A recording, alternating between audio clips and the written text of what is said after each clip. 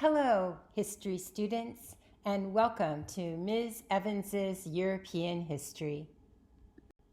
Protestant ideas were at first tolerated by the Catholic monarchy in France, but after placards attacking the Mass were placed on church doors in 1534, the monarchy began to crack down on their ability to exercise their religion.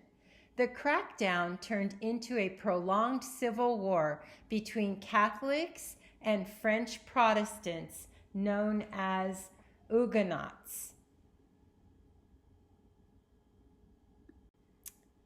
For a little background, in the mid to late 1500s, France was ruled by the Valois dynasty, a Catholic royal family struggling to maintain control during a time of deep religious division.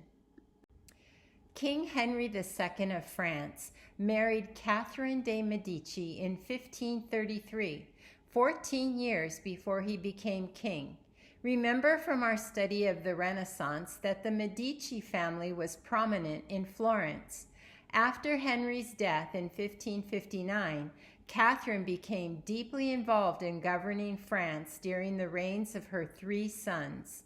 During the French Wars of Religion, she alternated between compromise and repression in an effort to preserve the monarchy and maintain her family's power.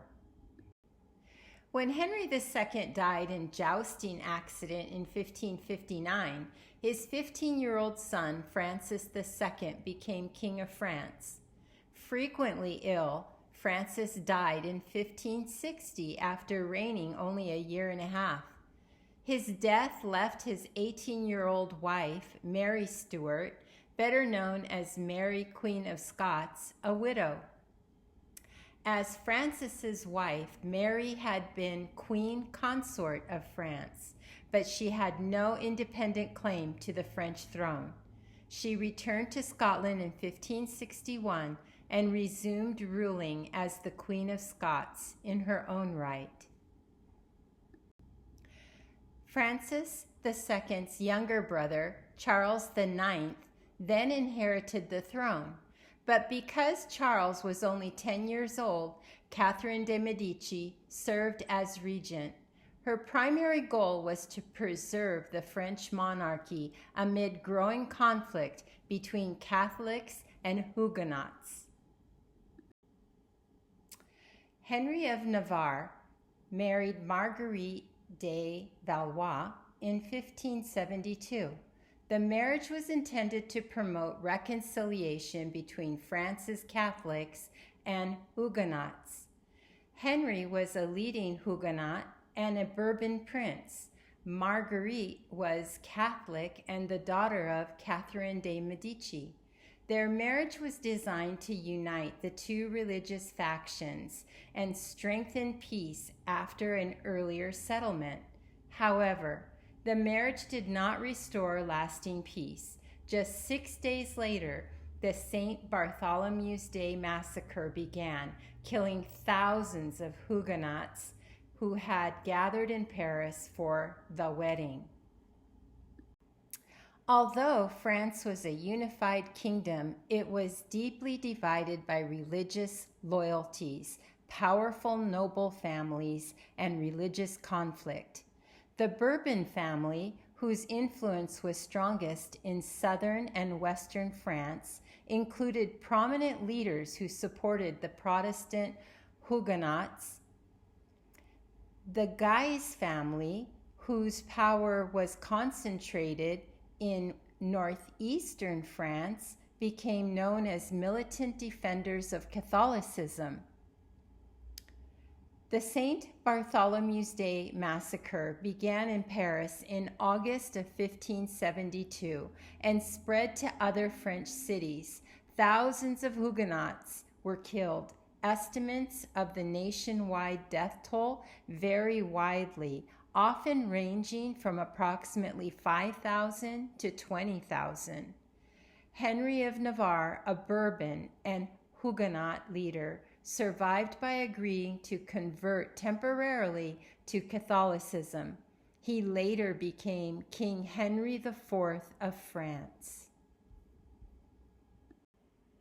In 1593, to end the religious conflict and secure the French throne, Henry of Navarre converted from Protestantism to Catholicism.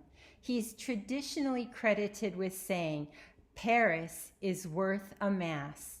Although historians are uncertain whether he actually said it, his pragmatic decision placed the stability of France above his personal religious beliefs. And this is an example of the political approach called realpolitik. Henry became King Henry IV of France, ending Valois rule and establishing the Bourbon dynasty.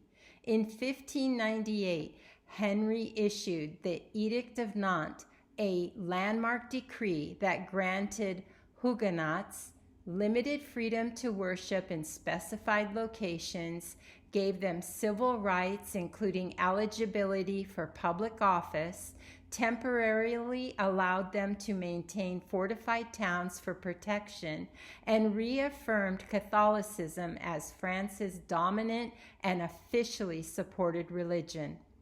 The edict did not establish complete religious freedom or equality, but it reduced the religious conflict and helped restore peace and stability to France. And now we conclude with a focus question.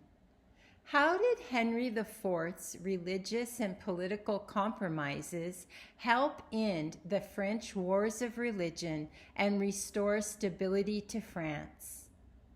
Take a few minutes to ponder, review, and respond.